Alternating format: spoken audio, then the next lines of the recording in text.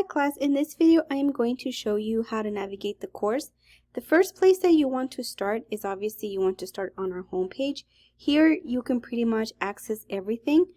This right here takes you to the introductory module, which contains a lot of important information that I will cover shortly. Here we have the syllabus, and here is a link to the modules, and here is a link to my office hours through Zoom. Now of course some of these you can also access on the sidebar on Canvas, but they are here on the front page just for your convenience. Something else that you should notice is the announcements. You will see the most current announcement right here, and if you want to view all of the announcements that I post, you can go ahead and click on the actual announcement bar and it'll take you to all of the announcements. Obviously, because this is the first week of the semester, we only have one, but I do post announcements every single Monday, so you can go ahead and refer to those announcements by clicking here. Or if you just want to see the announcement for that Monday, you can go ahead and click here. But keep in mind that I don't delete the announcements, so all of the announcements will be stored under the announcements tab. And I also sometimes post announcements on other days, like for example, if there are events that count as extra credit opportunities or any updates, or if I find a glitch on Canvas or something like that, I will go ahead and post an announcement just to let you know. Okay, so the first thing you want to do is you want to look at the syllabus. The syllabus contains basically all of the information about the course, including the grading, the assignments. So the syllabus is very, very important.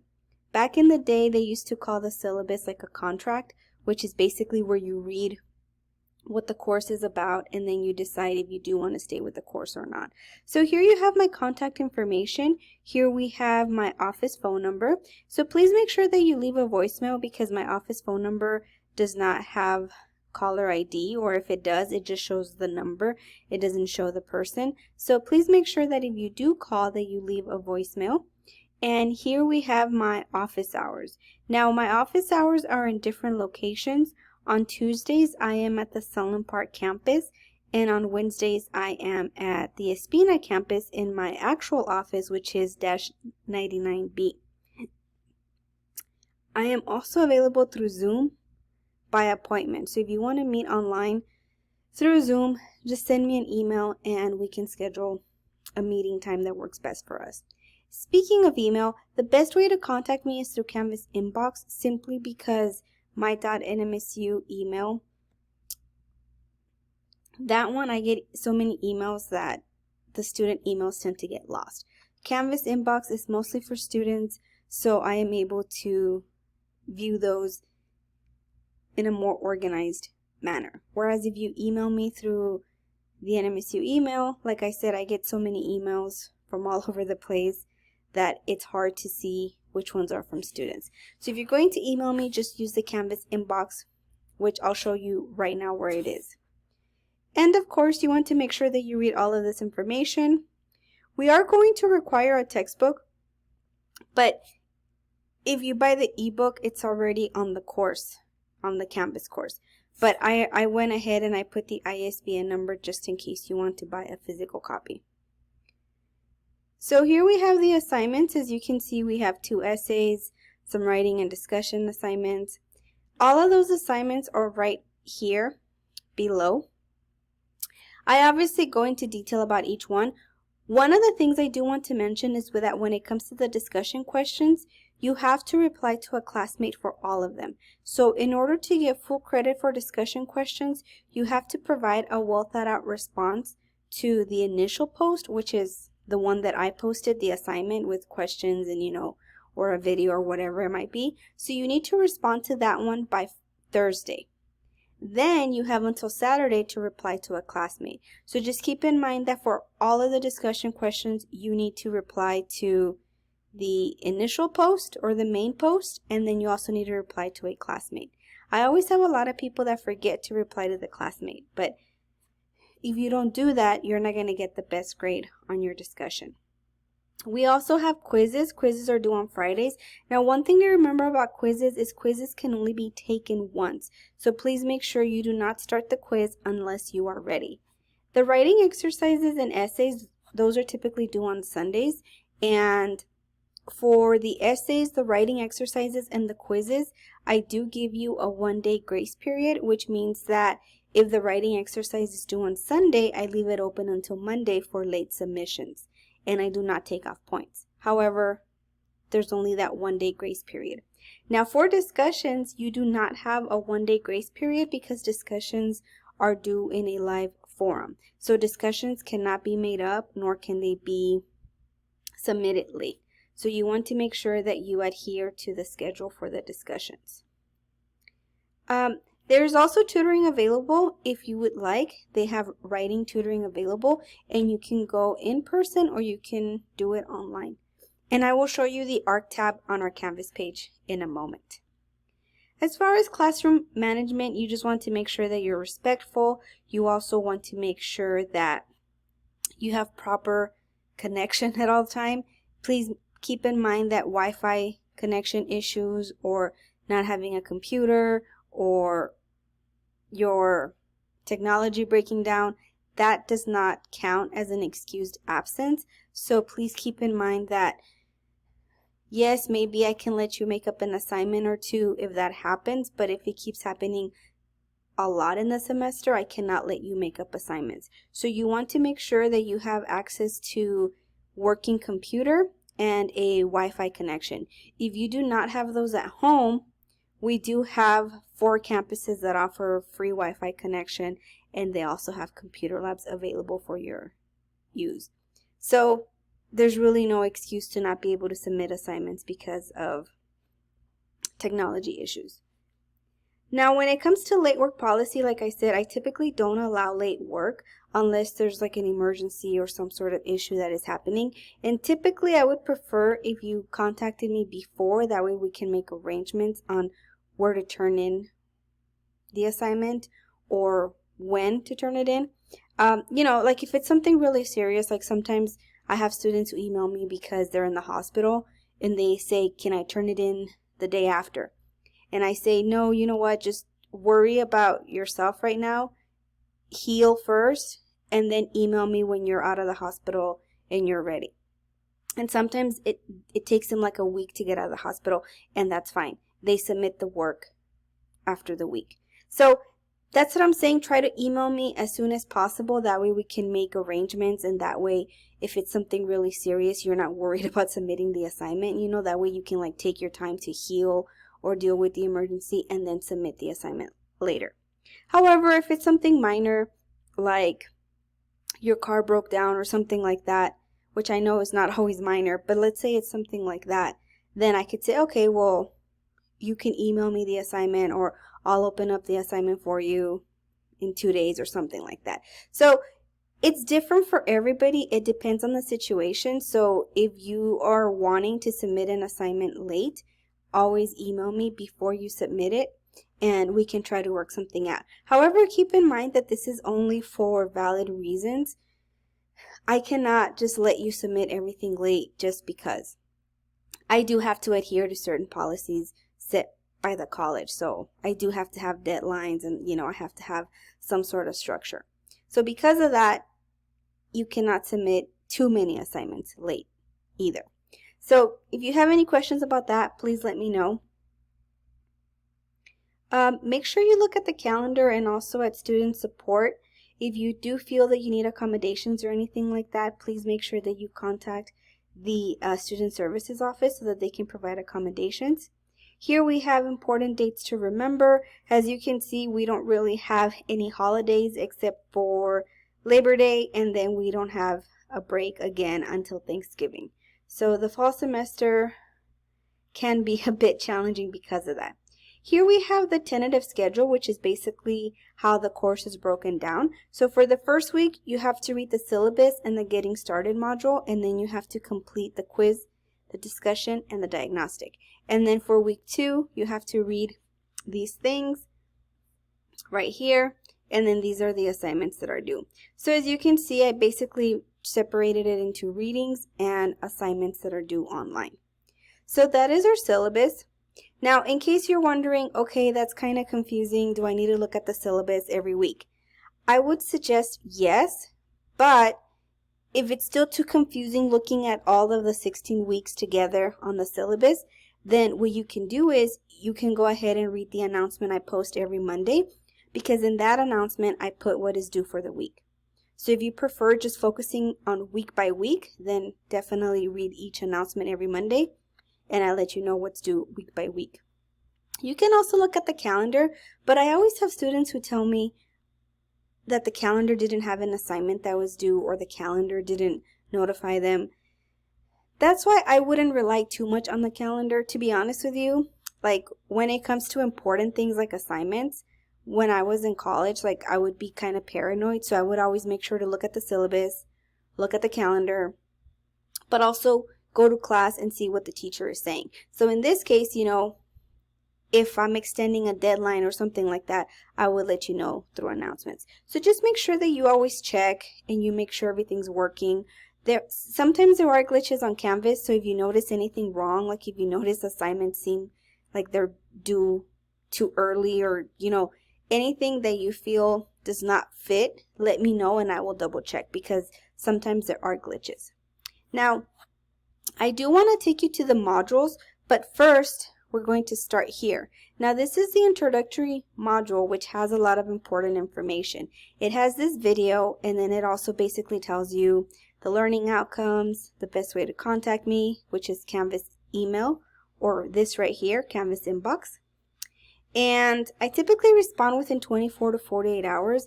If you don't hear from me by then that means I probably didn't get your email. Now that doesn't really happen with Canvas inbox, but it has happened where sometimes I don't receive the email. That happens more with my .nmsu email, this one right here. Sometimes people email me and sometimes I don't receive them, just because it might go to junk mail, or I don't know. So that's why I'm saying it's best to just email me through Canvas inbox. As far as grading, it takes me about a week to get the assignments graded, sometimes longer depending on my schedule and depending on how long the assignment is, because you have to keep in mind I read everything you write, and I have 5 English classes, so as you can see, that's a lot of writing and that's a lot of reading on my part. So it takes me about a week, sometimes even like a week and a half, 2 weeks to grade assignments. Usually the shorter assignments, it takes me like a week, but sometimes if I fall behind, I will let you know in the announcements so that you know that I'm behind on grading. This video right here tells you how to submit an assignment, and this video over here explains Turnitin. Turnitin is basically a software that checks all of your assignments. It checks them for plagiarism, and it checks them for AI. So if you're using Chatbox or anything like that, this will check it and it will let me know. Now, when it comes to plagiarism, I will give you a 0, and if you want to make up that 0, I would have to report it as plagiarism, because now I cannot let you make up plagiarized assignments without reporting it first. So if I do report the incidence of plagiarism, you have to go meet with somebody. Like, I think that you and I would both have to meet and we present our evidence. So it's like a little trial. That sounds like a lot of work, and something that we don't have to do. So I would just suggest do your own writing. That way you don't have to go through that, and you don't run the risk of failing the class or getting suspended or anything like that. I do offer extra credit. Usually I offer extra credit for tutoring and for events. So if there are events, I will let you know. As far as the tutoring, I offer 5 points extra credit if you take one of the major essays or your portfolio to tutoring to get it revised by a tutor. And right here, we have the link to ARC tutoring. So if you want to do online tutoring, they have to add you to their online course. Or you could just go to one of the campuses and get help from a tutor there. So this is the first page, which, like I said, contains a lot of important information. But that module itself contains a lot of very important information as well. For example, if you don't have Microsoft Word or Microsoft PowerPoint, as a student, you get it for free. So you can go ahead and download it to your computer or to your iPad. You can download it to several devices. So definitely make sure that you do that, because you don't want to submit files that are not in Word or in PDF. Sometimes people submit pages, but you have to keep in mind that I cannot read pages unless I am reading it on my Mac computer. If I'm reading it on an HP, it's not even going to open. So make sure you submit Word or PDF files. Also, I encourage you to set up notifications on Canvas. So make sure that if you have the Canvas app, that you set it up on your phone. This right here gives you instructions on how to do it for your computer and your phone. And basically, it'll alert you whenever there's a new announcement, whenever there's a new grade, whenever a file was added. You can basically set it up for notifications for whatever you want.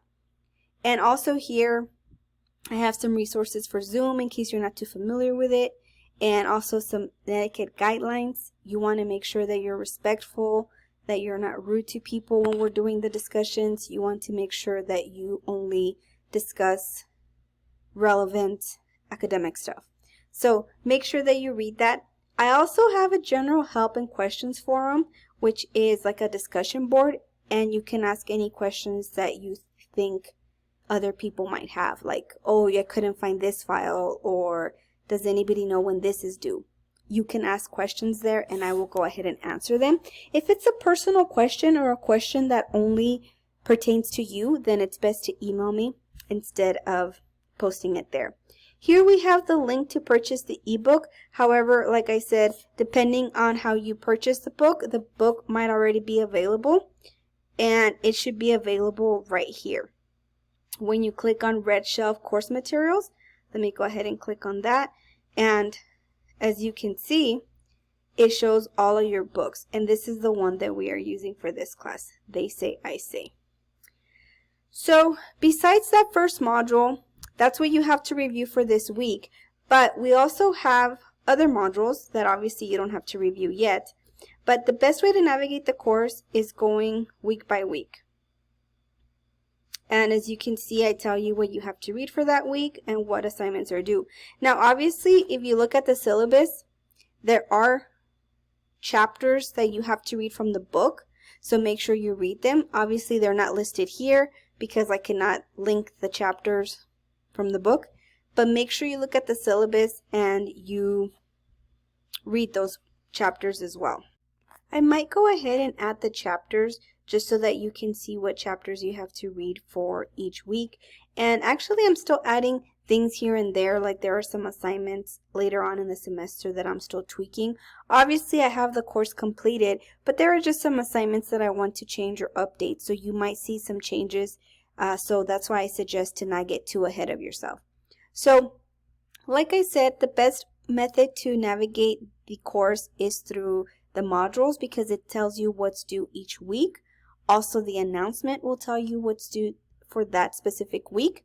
But you can also access assignments through assignments, discussions through discussions, and quizzes through quizzes. However, like for example, if we click on quizzes, as you can see, it shows all of them. So it's not too complicated, but like I said, whatever works for you. There's a lot of different ways that you can access each assignment. So just try to do the method that best works for you. And don't forget to check your grades. I do post grades and I post feedback, so make sure that you keep up with your grades so that you know what you have and if there's anything that needs work. Sometimes I can't open a file, so I'll put a 0 and then I'll write down in the comments to please resubmit. So you want to make sure that you just always check your grades and the feedback just to make sure everything is graded properly. And actually, if we go back to the Getting Started Introduction to the Course page, I do have a handout that shows you how to view your feedback. So when it comes to grading, you can see the grade, but then I also leave comments on the actual essay, and then I also leave comments in the box, and we also have a rubric. So there's a lot of different feedback that you can view, and this right here lets you know how to access that. Like for example, to view the rubric, you would click there. And then to see the comments, you click here. So definitely go ahead and review that handout because it does show you the different ways to look at feedback. And I do leave comments on the actual essay, and then I do use the rubric, and I do leave comments in the box. So make sure that you look at all that feedback. So this concludes this video. I hope that it was helpful. If there's anything that I did not cover or if you have any questions, please let me know and I will be happy to answer your questions.